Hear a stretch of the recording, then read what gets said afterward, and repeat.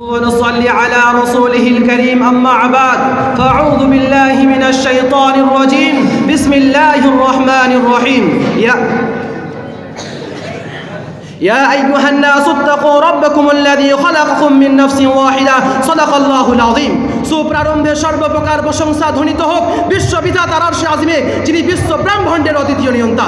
ততঃপর লাখো কোটি দরুদের নাজরানা বর্ষিত হোক নবী মুহাম্মদ সাল্লাল্লাহু আলাইহি ওয়াসাল্লামের উপরে। ততঃপর আযুক্ত মজলিস অভিষ্ট জ্ঞানী গুণী সম্মানীয় উলামায়ে কেরাম ও জ্ঞান পিপাসু শ্রোতাবৃন্দ সম্মানীয় অতিথিবৃন্দ সকলকে জানাই আন্তরিক শুভেচ্ছা অভিনন্দন। মহতারাম বুজুর্গ দোস্ত, আমি আজ আপনাদের সম্মুখে দণ্ডায়মান হয়েছি ইসলামী নারীর মর্যাদা সম্পর্কে অল্প কিছু আলোকপাত করবেন ইনশাআল্লাহ। মহতারাম বুজুর্গ দোস্ত, বিশ্ব স্রষ্টার অবতীর্ণ পূর্ববর্তী ঐশী বিধানসমূহকে বিকৃত করে 4 শতাব্দীতে নারী জাতির অধিকার ছিনিয়ে নিয়ে নারী জাতিকে নিমজ্জিত করেছিল মৃত্যুর সাগরে। তন্মধ্যে আরব দেশে ছিল নারীর করুণ পরিস্থিতি। শিশুকন্যা জন্মগ্রহণ করিলে অশুভ অমঙ্গলজনক ব্যাপার মনে করা হতো, তাদেরকে জীবিত পতিত করা হতো, নচেত সমাজ লাঞ্ছিত বঞ্চিত করিত। শুভযাত্রায় নারীর সাক্ষাৎ অশুভ অমঙ্গলজনক ব্যাপার মনে করা হতো, তাদেরকে জঘন্য নগণ্য বস্তু বলে মনে করা হতো এবং তাদেরকে দাস দাসীয় পশুনে হাটে বাজারে ক্রয় বিক্রয় করা হতো। রোম দেশে নারী জাতির অধিকার এতটুকুই ছিল যতটুকু জন্তু জানোয়ারের ছিল। মোট কথা বিশ্ববাসী ছিনিয়ে নিয়েছিলেন নারী জাতির নিকট হতে মা বোনের মর্যাদা, স্ত্রীর অধিকার, কন্যার প্রাপ্য হক। নারী জাতির উপর চলত নিপীড়ন, নির্যাতন, অত্যাচার। বিশ্বজুড়ে গর্জে উঠেছিল নারীর করুণ পরিস্থিতি ও আত্মকলহ।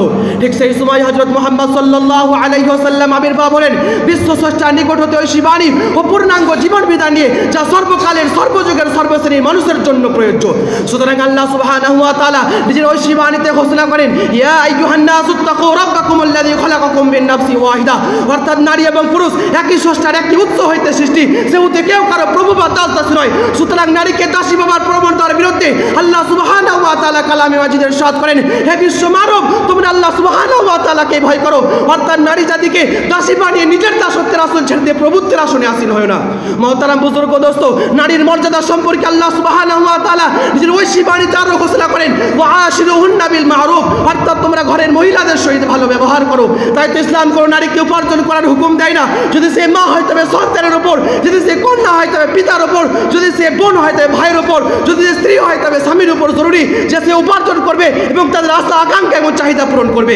মহতারাম বুজুর্গ দোস্ত, নারীর মর্যাদা সম্পর্কে হুজুর সাল্লাল্লাহু আলাইহি ওয়াসাল্লাম হাদিসের মধ্যে আরো বলেন, মানি বুতুলিয়া মিন হাদিহিল বানাত বিশাইইন বা আসরা ইলাইহিন্না কুন্না লাহু সিতরাম মিনান নার। হুজুর সাল্লাল্লাহু আলাইহি ওয়াসাল্লাম বলেন, যে ব্যক্তিকে তার কন্যা সন্তানের দরুন দুনিয়ার মধ্যে কোনো পরীক্ষায় লিপ্ত করা হয় এবং সে তার সহিত ভালো ব্যবহার করে, কিয়ামতের দিন জাহান্নামের আগুন হইতে সেই কন্যা সন্তানের দরুন সুরক্ষিত থাকবে। মহতারাম বুজুর্গ দোস্ত, আমি আপনাদের সম্মুখে ছোট্ট একটি ঘটনা পেশ করব, যার দ্বারা আমরা বুঝতে পারবো যে ইসলাম নারী জাতিকে কতই সম্মান দিয়েছেন।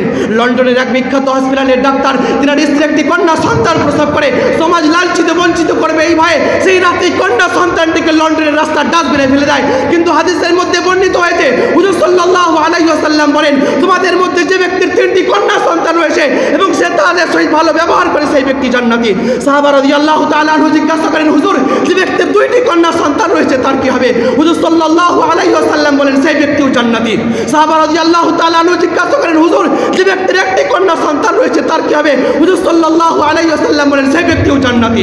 সুবহানাল্লাহ। মুহতারাম বুজুর্গ দোস্ত, একটু চিন্তা ভাবনা করে দেখুন, যে নারী জাতিকে গোটা বিশ্ববাসী পশুভেবে রাস্তায় ফেলে দিচ্ছে, কিন্তু ইসলাম তাকে কতই না সম্মান দিয়েছে। কিন্তু হায় আফসোস, আজ কিছু সংখ্যক ইবনে ফেরাউন শিক্ষিত মুখোশ পরে থাকা নারী নবী আওয়াজ তুলছে, স্লোগান দিচ্ছে, ইসলাম নারী জাতির স্বাধীনতা হরণ করেছে, শীত গ্রীষ্ম বর্ষা বদ্ধ করে আবদ্ধ করে রেখেছে, সংবিধানে দেয়নি নারীর অধিকার। আসলে কি তাই? না, বরং ভোগবাদী পুরুষ ভোগলালসার সামগ্রীতে পড়ে সত্যের সম্মুখে বিকৃষ্ণ নেকাব টেনে দিয়ে ইসলামের বিরুদ্ধে মিথ্যা অপবাদ রটাচ্ছে। তাই চিরস্মরণীয় চাম্পাদের একত্রিত হয়ে ঐক্যমত মহাশক্তিকে যদি সঙ্গে নিয়ে সূর্যের বিরুদ্ধে আওয়াজ তোলে, তবে সূর্যের আলোর কোনো কমি পাওয়া যায় না। ঠিক ততরূপ ইসলাম, কারণ সত্যের সম্মুখে যদি মিথ্যা আসে, সত্যতে সত্য পরিণত হবে। ঠিক এমনটাই হবে ইসলাম ইনশাআল্লাহ। ওয়া আখির দাওয়ানা আলহামদুলিল্লাহি রাব্বিল আলামিন।